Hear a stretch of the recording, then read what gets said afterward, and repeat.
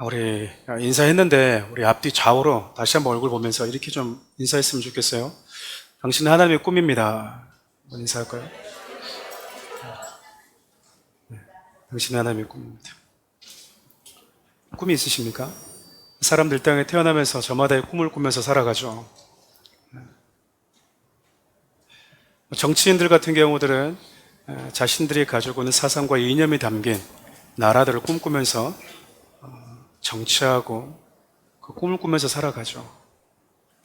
운동하는 분들은 올림픽에서 금메달을 따기 위해서 자신의 청춘을 바쳐가면서 열심히 꿈꾸면서 수고하기도 합니다. 방송, 음악, 과학, 각자가 살아가는 삶의 영역에서 사람들은 저마다의 목표와 꿈을 가지고 살아가죠. 그래서 여러분들에게는 크고 작은 여러분들만의 꿈이 있을 겁니다. 그 꿈은요, 우리가 살아갈 때 불어닥치는 어렵고 힘든 상황들을 이겨내는데 아주 유용합니다.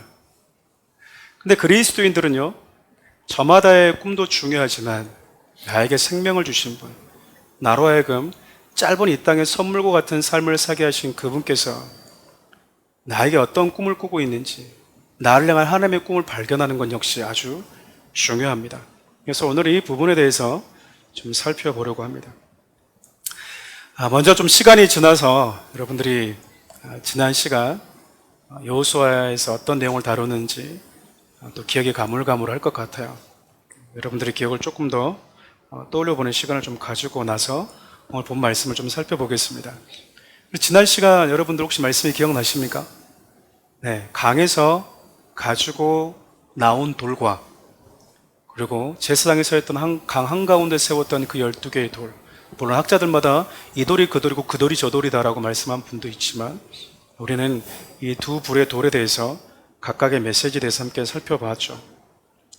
예수님은 죽음의 강 한복판에 있는 저와 여러분들을 짊어지고 이 땅으로, 물 바깥으로 건져내신 분이라고 이야기를 했습니다. 그리고 그분은 세상이 끝날 때까지 남아있는 그 한 영혼이 구원 얻을 때까지 성실하게 그 자리에 지금도 머물러 계시는 분, 이 부분에서 함께 살펴봤죠.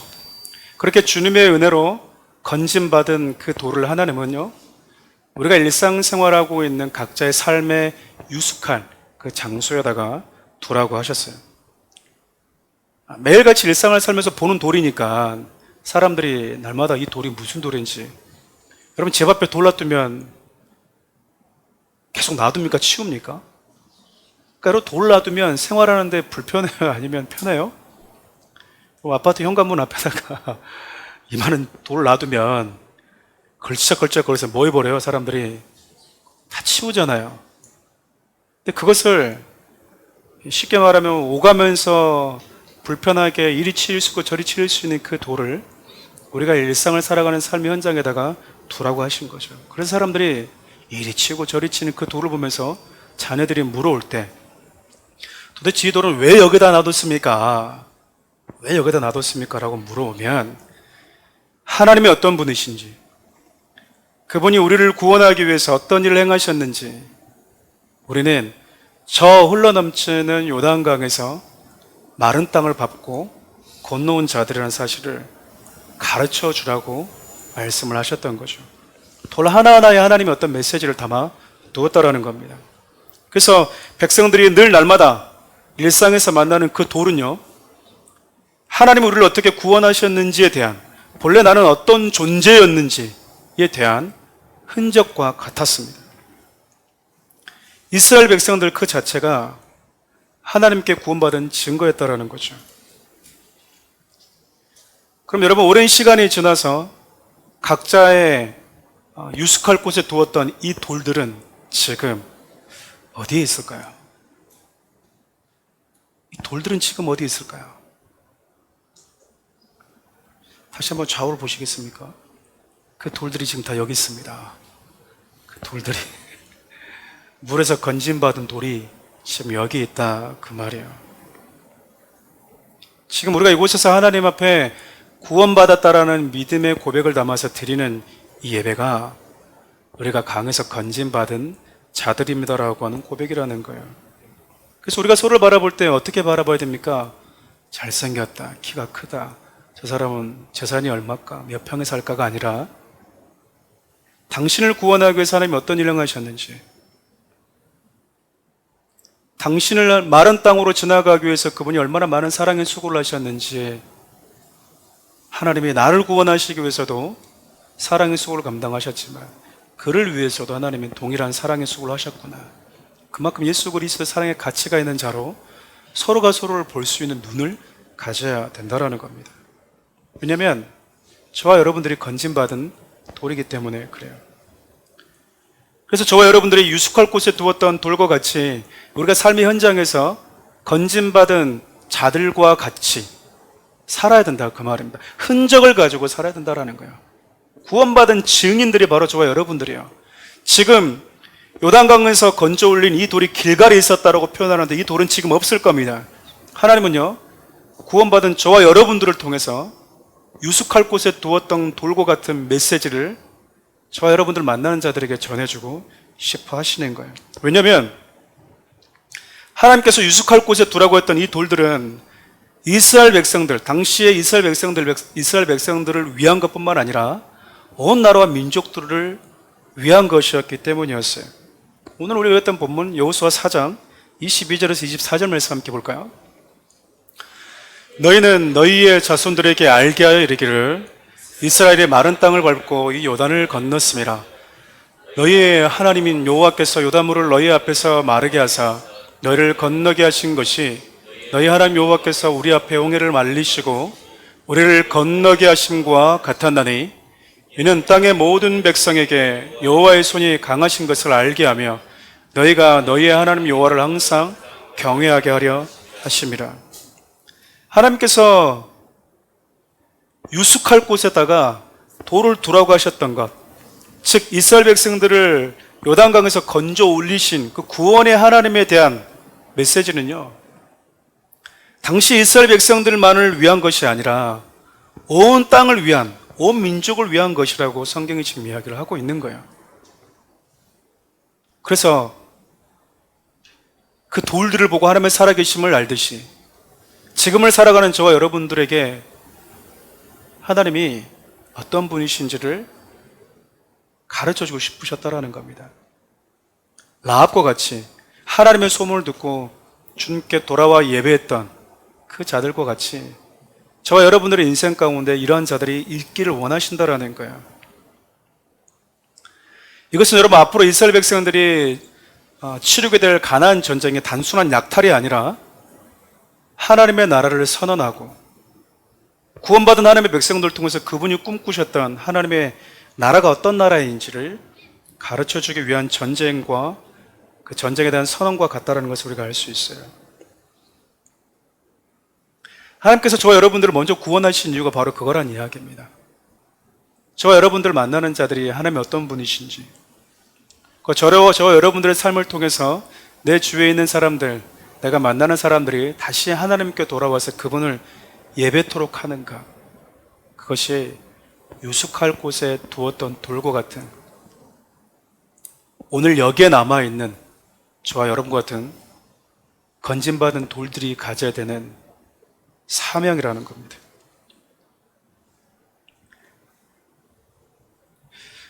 우리 지난 시간 살펴보았잖아요. 이 돌은 오늘까지 있었다라는 사실. 그렇다면 길갈에 두었던, 그 길갈에 유숙할 곳에 두었던 그 12개의 돌, 우리 주님은 동일하게 오늘까지 그 자리에 계속 머물기를 원하지 않겠습니까? 수많은 믿음의 사람들이 그 자리에서 건짐받은 자답게 삶을 살았습니다. 그 건짐받은 자로서의 사명을 목숨을 다해서 살아낸 결과 저와 여러분들에게까지 이 구원의 은혜가, 복음의 소식이 들려졌던 것이죠. 여러분 스스로 나는 그러면 오늘 이 삶을 잘 살아내고 있는가라고 질문해 보아야 된다는 거예요.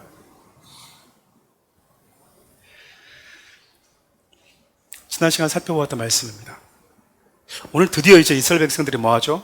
요단강을 지나갑니다. 몇 달에 거쳐서 지금 지나가고 있는 거예요, 지금. 또 오늘 말씀을 보면 여러분, 백성들이 다 건너온 이후에 맨 마지막으로 강에서 올라온 사람이 있었어요. 누구일까요? 누구였을까요? 제사장들이었습니다. 우리 11절 말씀 함께 볼까요? 모든 백성이 건너기를 마친 후에 여호와의 궤와 제사장들이 백성의 목전에서 건넜으며, 여러분, 제사장은요, 하나님의 모든 구원의 역사의 시작, 그 첫 발걸음을 뗀 자들이었습니다. 그리고 백성들이 다 지나간 다음에 맨 마지막으로 강을 나와요. 여러분, 이것은 우리 예수님의 모습을 상징한다고 할 수 있죠. 예수님은 당신이 재림하시기 직전까지 남아있는 한 영혼이 죽음의 바다를 다 지나갈 때까지 남아 계시는 분이세요. 그리고 그 영혼이 다 지나간 다음에 맨 마지막으로 그 강에서 올라오실 분이십니다. 알파와 오메가다라고 소개되는 우리 주님, 모든 구원이 예수님의 발걸음에서 시작됐고 또 마무리된다라는 거예요. 저는 사랑하는 우리 교회 성도들이 우리 예수님과 같은 삶, 그리고 우리 제사장들과 같은 삶을 좀 살았으면 좋겠다는 바람이 있습니다. 오늘 우리가 아까 소개 영상을 잠깐 보았던 타이타닉, 참 오랜만에 보죠. 저기도 참 감동으로 남았던 영화 중에 하나였었는데, 타이타닉 영화를 보면 정말 다급하고 생사가 오가는 그 현장 속에서요, 여성들과 아이들, 노인들을 먼저 구조 보트에 태우기 위해서 수고했던 사람들도 있었지만요, 나 먼저 살아보겠다고 배에 올라타려고 했던 사람도 등장하잖아요. 근데 하나님은 사랑하는 우리 교회라고 하는 이 배를, 항해하는 이 배를 이 세상 가운데 띄우실 때 어떤 기대감을 가지고 띄우셨을까?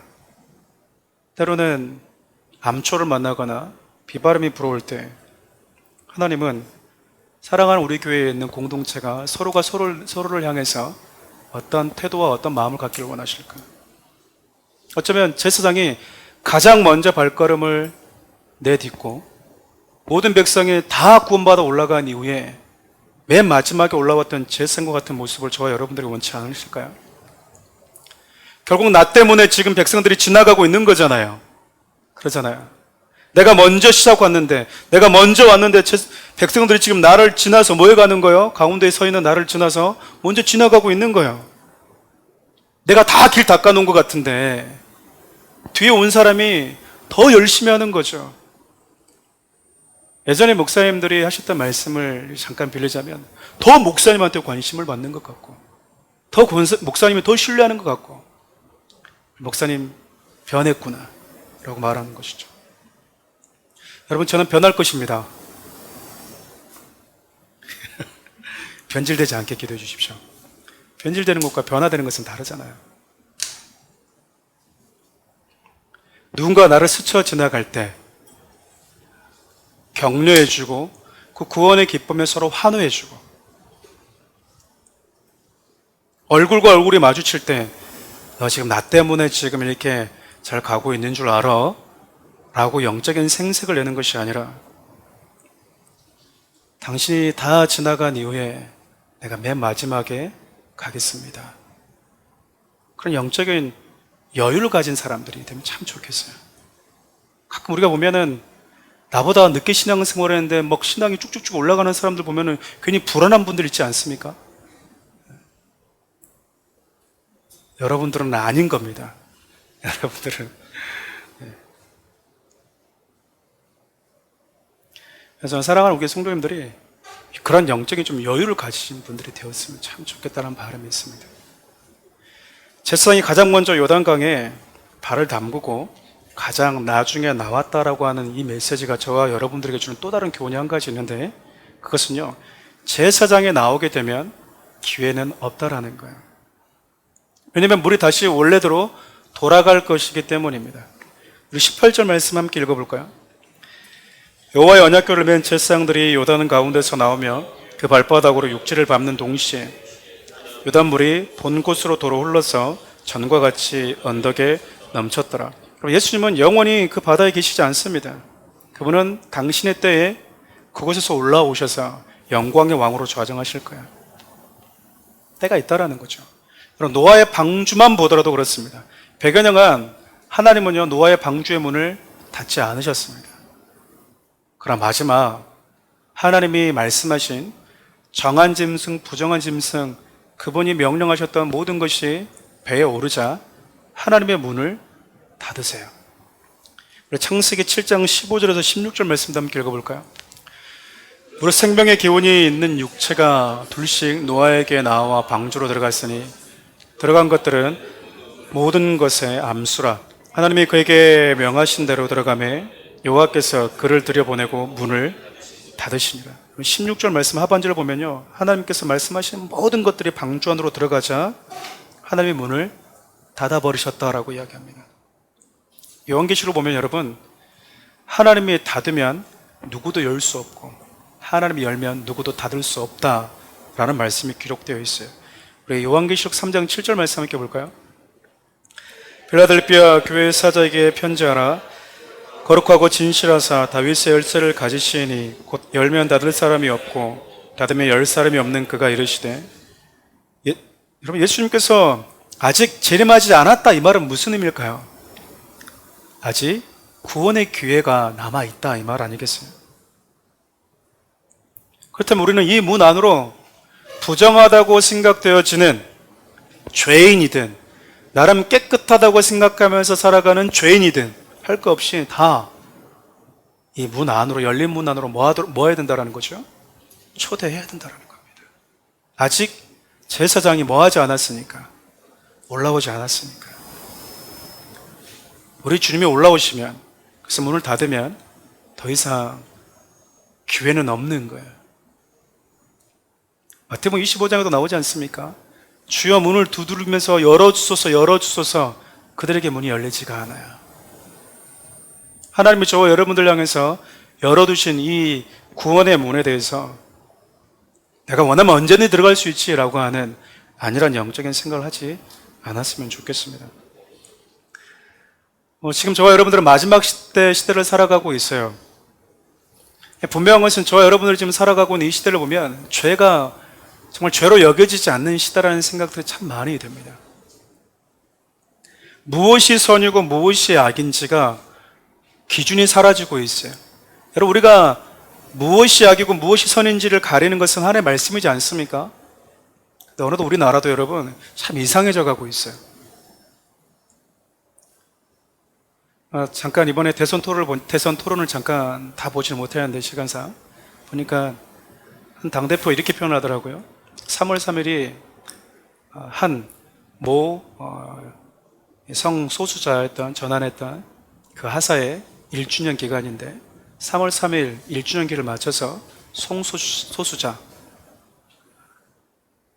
성평등법을 제정하면 어떻겠냐라고 제안을 하더라고요. 지금 여러분, 성소수자의 그 성적인 행위가 잘못되었습니다라고 말하면요, 그렇게 말한 사람은 악, 소수자는 선, 이렇게 돼가고 있어요. 가난한 사람은 그냥 가난한 사람이고요, 부유한 사람은 그냥 부자거든요. 근데 가난한 사람은 선, 많이 가진 사람은 악. 교회가 소수자를 잘못됐다고 말해? 교회는 악. 이렇게 되어져 가고 있어요. 무엇이 선인지 무엇이 악인지에 대한 그 기준도 모호해져 가고 있는 시대가 지금 저와 여러분들이 지금 살아가는 이 시대라니까요.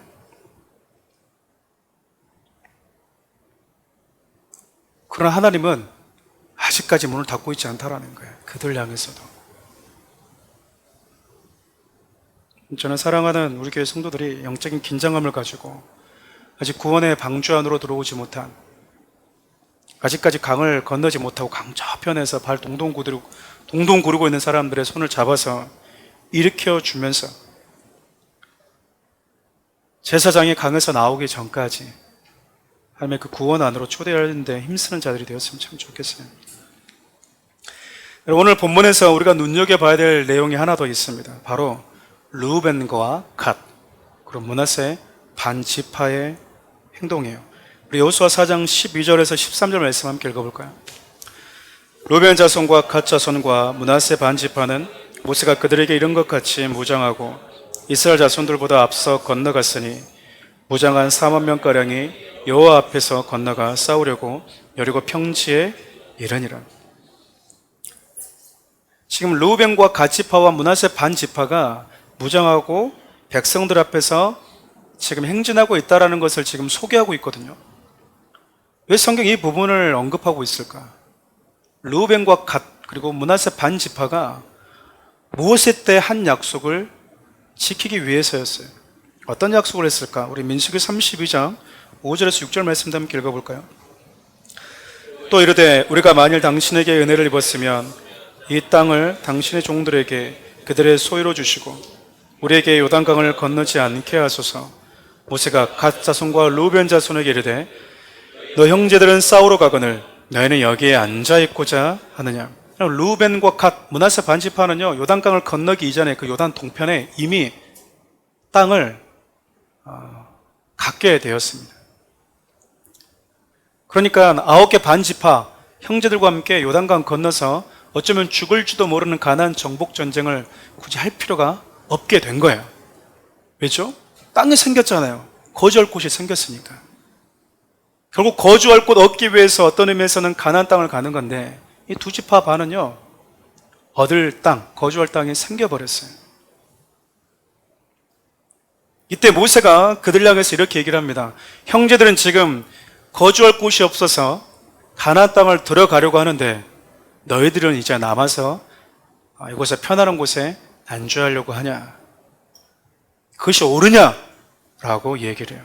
그때 루벤과 갓 므낫세 반지파가 이렇게 얘기를 하는 거예요.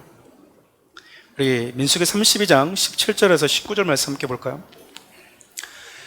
이 땅에 원주님 있으므로 우리 어린 아이들을 그 견고한 성읍에 거주하게 한 후에 우리는 무장하고 그곳으로 인도하기까지 그들의 앞에서 가고 이스라엘 자손이 각기 기업을 받기까지 우리 집으로 돌아오지 아니하겠사오며 우린 요단 이쪽 곧 동쪽에서 기업을 받았사오니 그들과 함께 요단 저쪽에서는 기업을 받지 않겠나이다. 정리하면 이렇습니다. 우리가 거주할 곳이 비록 생겼지만 우리 형제들이 거주할 곳이 생길 때까지 우리가 형제들보다 가장 앞장서서 함께 싸우겠습니다. 그리고 막상 그들이 유업을 얻었을 때 야 우리도 수고했으니까 조금 떼줘 라고 하는 욕심도 갖지 않고 형제들이 거주할 곳이 생기면 우리는 그때서 비로소 요단 동편으로 돌아오겠습니다 라고 이야기를 하고 있는 거예요. 그래서 지금 그들은 그 약속을 지키기 위해서 지금까지 뭐하고 왔던 거죠? 무장하면서 왔던 거예요. 여러분 무장하는 게 편할까요? 편치 않을까요? 군대 다녀오신 분들은 여러분 완전 무장은요 되게 불편합니다. 무겁고. 근데 무장하면서 형제들 앞에 왔다는 얘기는요 그들은 각오를 해버린 거예요. 내 이 전투복을 벗는 날은 언제라는 거죠? 내가 안식하는 날? 아니에요. 내 형제 함께 공동체 안에 있는 지체들이 안식하는 그날이 이 무장을 해제하는 날로 여겼던 겁니다. 저는 이게 공동체라고 생각을 해요. 우리 공동체를 보면 여러분 어떤 이들은 먼저 안식을 경험한 자들이 있고요. 먼저 어떤 영적인 경험을 한 자들도 있고요. 더디 가는 자도 있어요. 때로는 우리 모두가 다 힘들다고 하는 것이 저마다 다를 때가 있다라 그 말입니다. 상대적으로 어떤 사람은 이것이 힘든데 어떤 사람은 이것이 안 힘든 사람이 있고요. 반대로 이것이 쉬운데 어떤 사람은 이걸 어려워하는 자들도 있다라는 거예요. 그럼 공동체는 뭘 해야 되는가? 그 지체가 나와 동일한 쉼과 성숙의 길로 갈 수 있도록 기다려주고 함께 영적 싸움을 싸워주는 것입니다. 적어도 루벤과 갓 므낫세 반지파는요 하나님과 모세와 형제들에게 했던 그 약속을 지금까지 지키고 있었다는 거예요. 약속은 순간에 뜨거움으로 할 수 있지만 그 약속을 지속적으로 지킨다는 건 참 쉽지 않잖아요. 그렇지 않습니까? 저는 이것을 배울 수 있는 게 공동체라고 생각해요. 이것을 배울 수 있는 게 공동체라고 생각을 합니다. 그리고 크고 작은 위기가 왔을 때 이것을 발휘할 수 있는 기회라고 생각을 해요. 자, 사랑하는 우리 교회 성도들이 르우벤과 갓 므낫세 반지파가 가졌던 영적인 무장을 한 채 형제들이 쉼을 누릴 때까지 함께 싸워주겠다라고 하는 성숙한 마음들 다 가졌으면 참 좋겠어요. 그럼 마지막으로 오늘 본문에서 기억했으면 내용 한 가지만 더 살펴보려고 합니다. 다름 아니라요, 이스라엘 백성들이 요단강에서 올라온 날짜입니다. 성경이 이 날짜를 기록을 하고 있어요. 19절 말씀 함께 읽어볼까요? 첫째 달 10일에 백성이 요단에서 올라와 여리고 동쪽 경계 길갈에 진침해. 모든 사건이 있을 때마다 그날 어떤 날짜를 성경이 기록한 것은 아니에요. 근데 이스라엘 백성들이 요단을 건너온 그 날짜를 성경이 첫째 달 10일이었다고 기록을 합니다. 날짜를 왜 기록할까요? 여러분들이 360을 모든 날짜를 다 기록한 건 아니잖아요. 기억하는 건 아니잖아요. 그렇죠? 아내 생일을 기억하고 있지 않습니까? 모를 수 있어요. 그러니까 아내들 실망하지 마시고 실망하지 마세요.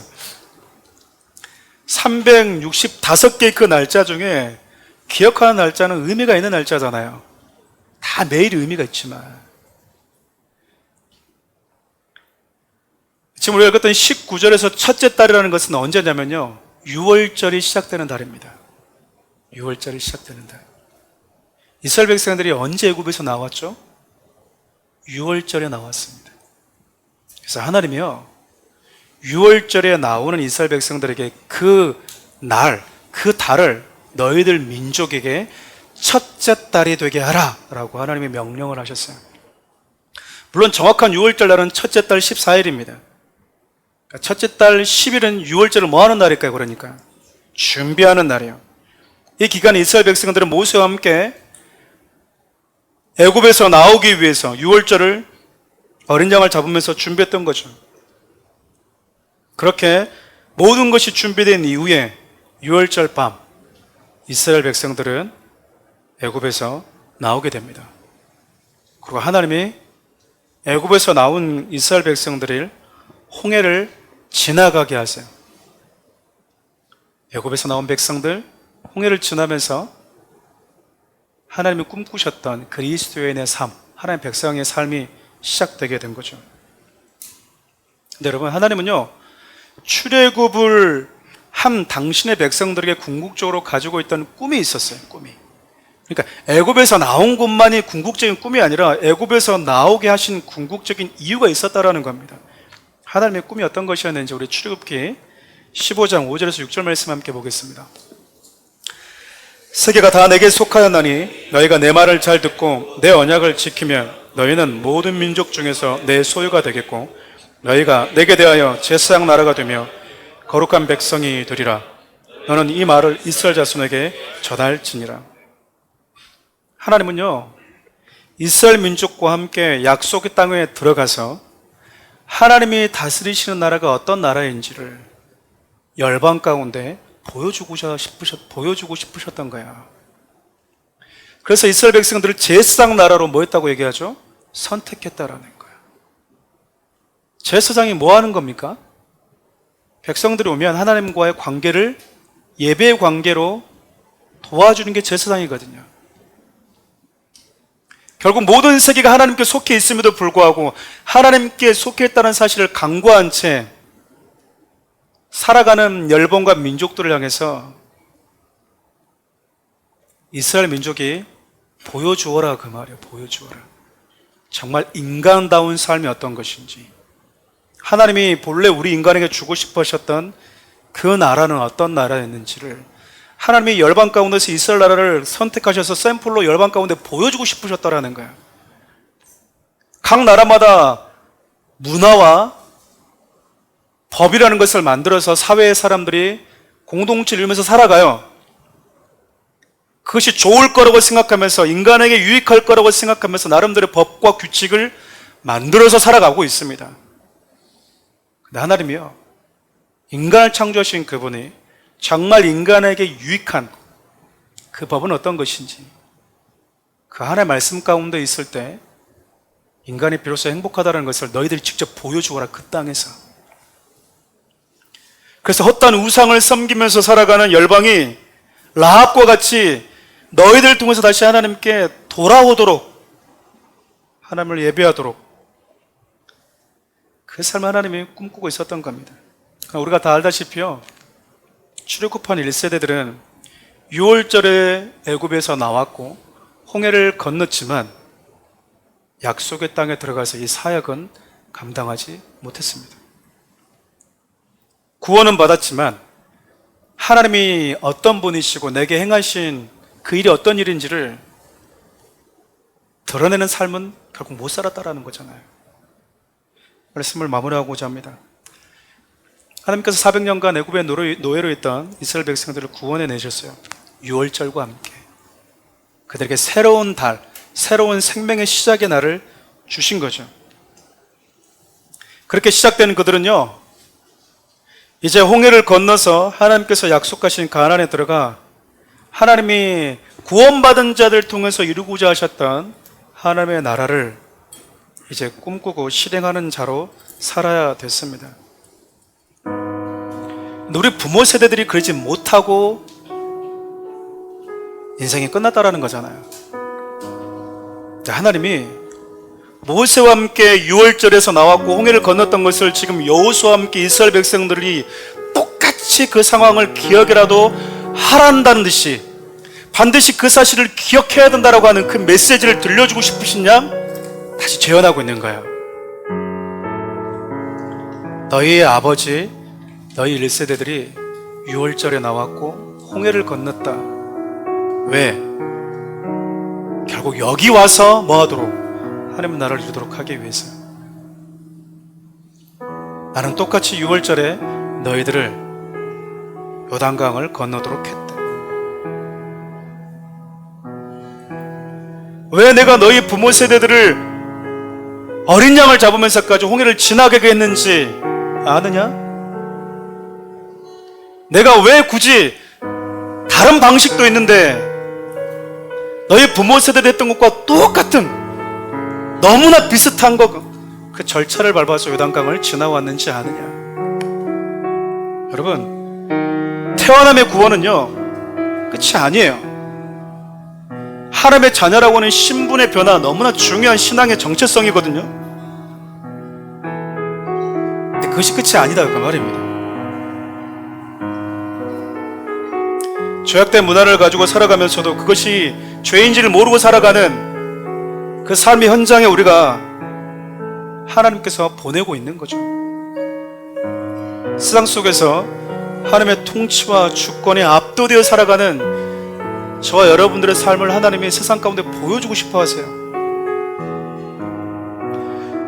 그래서 다른 책 한 권에, 영화 한 편에 어떤 이념과 사상에 사로잡힌 채 살아가는 것이 아니라 하나님의 말씀이라고 하는 그 이념에 사로잡혀 살아가는 저와 여러분들을 통해서 인간이 어떤 존재이고 본래 하나님이 인간에게 주셨던 그분이 꿈꾸셨던 나라가 어떤 나라인지를 저와 여러분을 통해서 보여주고 싶어 한다, 그 말입니다. 사랑하는 우리 성도 여러분, 출애굽 1세대처럼 홍해만 건넌 자들이 되지 않았으면 좋겠어요.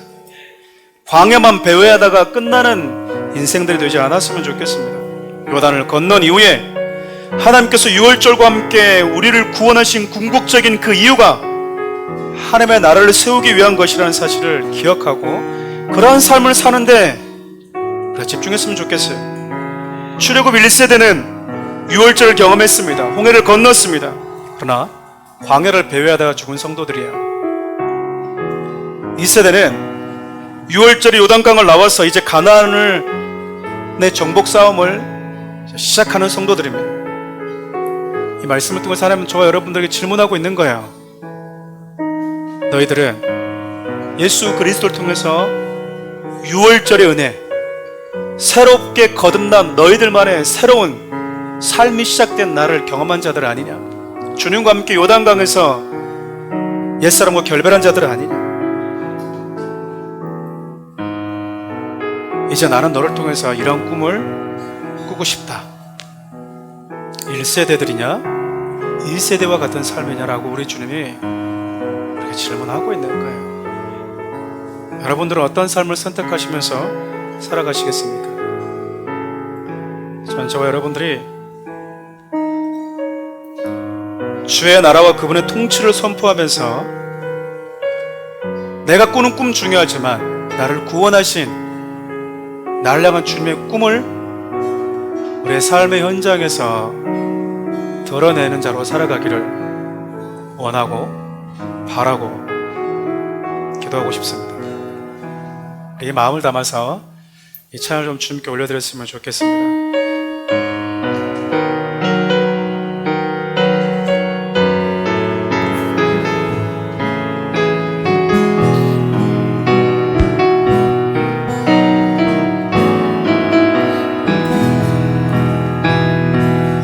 세상을 살아가는 동안에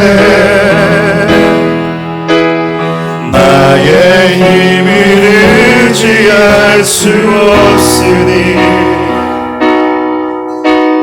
기도하고 낙심하지 말 것을 주께서 참 소망이 되심이라. 주의 길을 걸어가는 동안에 주의 길을 걸어가는 동안에 세상의 것 의지할 수 없으니 감사하고 낙심하지 말 것을 주께서 참 기쁨이 되심이라. 하나님의 꿈이 나의 비전이 되고 예수님의 성품이 나의 인격이 되고 성령님의 권능이 나의 능력이 되길 원하고 바라고 기도합니다. 하나님의 꿈이 나의 비전이 되고 하나님의 꿈이 나의 비전이 되고 예수님의 성품이 나의 인격이 되고 성령님의 권능이 나의 능력이 되길 원하고 바라고 기도합니다. 기도합시다. 가끔씩 그런 생각을 합니다. 하나님은 참 다양성을 중요하게 여기시잖아요. 똑같이 하는 거는 하나님 그거밖에 못하나? 홍해는 말려줘서 지나갔으니 라이트 형제가 비행기를 만들기 전에 이번에는 하늘을 좀 날아서 요단강 건너기 멋지게 보여주면 안 될까? 우리는 그러한 생각들 하잖아요, 종종. 근데 하나님은요, 나 이렇게 능력 있으라고 자랑하는 것 그보다 더 중요한 게 그분이 그 안에 우리에게 주고자 하는 메시지가 있다라는 거예요. 그래서 40년간 광야 배회하다가 유월절을 경험하고 홍해를 건넜지만 결국 아무것도 하지 못한 채 배회만 하다가 하나님 왜 물 안 줍니까? 왜 떡 안 줍니까? 왜 하나님을 이렇게 믿어도 구원 받았는데도 불구하고 내 삶이 이렇게 찌질 같습니까? 이렇게 불평만 하다가 40년을 허비해버렸던 그 1세대들을 그 다음 세대들에게 지금 하나님이 똑같이 강을 지나게 하고 유월절을 경험케 하시면서요 상기시켜주고 있는 거예요. 저는 사랑하는 우리 성도들이 예수 믿고 구원받았네, 죽으면 천국 가겠지, 예수님 왜 이 문제 해결해 주지 않습니까? 왜 떡을 안 줍니까? 물을 안 줍니까? 라고 주면은 좋아하고 주지 않으면 언제 나를 사랑하긴 하셨는가 라고 불평하고 있다면 저와 여러분들은 지금 1세대 구원받은 자처럼 살아가고 있는 거예요. 하나님은요, 저와 여러분들 향해서 꿈을 꾸고 계십니다. 이 시간에 두 가지를 놓고 기도했으면 좋겠어요. 하나님, 요단강을 건너왔습니다. 주님과 함께 요단강에서 이제 나도 옛사람과 작별을 했습니다. 이제 우리 주님은 나를 통해서 헛된 우상을 섬기고 죄가 죄로 여기지 않는, 오히려 그렇게 얘기하면 꼰대라고 얘기하고, 오히려 너희들이 악이다라고 얘기하고, 독선이라고 말하는 세상 속에서 하나님을 보여주고 하나님의 나라를 이루는 자로 살게 달라고 기도합시다. 사랑하는 우리 교회도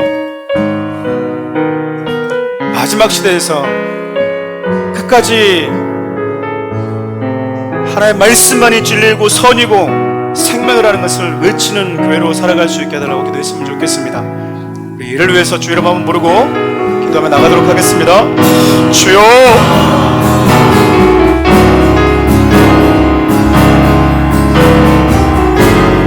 하나님, 사랑하는 귀한 자들에게 은혜를 더하여 주십시오. 출애굽 1세대처럼 주의 6월절의 은혜로 구원받아 홍해를 건너고 40년간 광야를 배회만 하다 끝나는 삶이 되지 않게 해주십시오.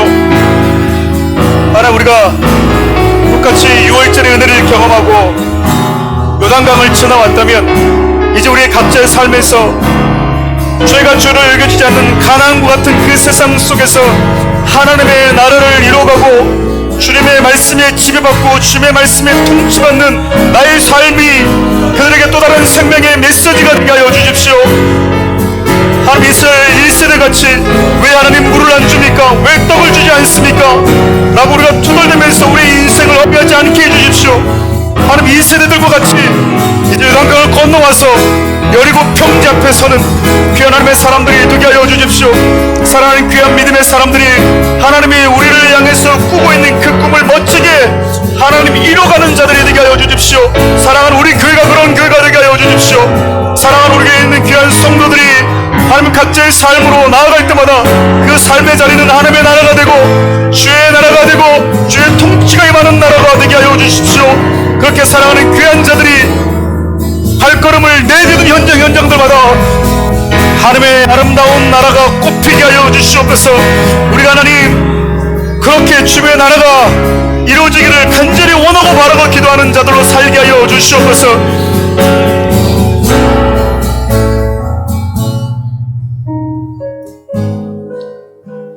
살아계신 하나님,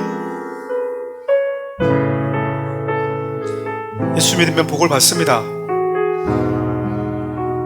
그러나 우리는 예수 믿으면 막연히 이 땅에서 아무런 문제가 없어야 된다라는 사고에 빠져서 한 번뿐인 소중한 삶을 먹고 마시는 문제를 가지고 기도해 왔고, 그것을 주면 하나님 나를 사랑하고 응답을 받았고, 그것을 주지 않으면 하나님 앞에 원망하고 한없이 불평하며 살아왔다. 그런 이스라엘 출애굽 1세대와 같은 삶으로 우리 인생을 낭비하지 않게 해주십시오. 이제 똑같이 부모 세대와 같이 6월절의 은혜로 구원받고 요단을 지나간 1세대들처럼 하나님의 나라를 이 땅 가운데서 이루고 세워가기를 꿈꾸는 자들 되게 하여 주십시오. 우리를 구원하신 예수 그리스도의 은혜와 하나님의 사랑과 주의 나라 가는 그날까지 아름다운 하나님의 나라 꿈꾸기를 원하시고 그 꿈을 포기하지 않고 날마다 꾸며 살아갈 수 있도록 우리에게 날마다 동기부여하시는 성령님의 은혜가 이곳에 있는 귀한 하나님의 사람들 머리 위에 주의 몸되는 교회와 이 나라 이 민족 가운데 함께 하시기를 간절히 축원하옵나이다.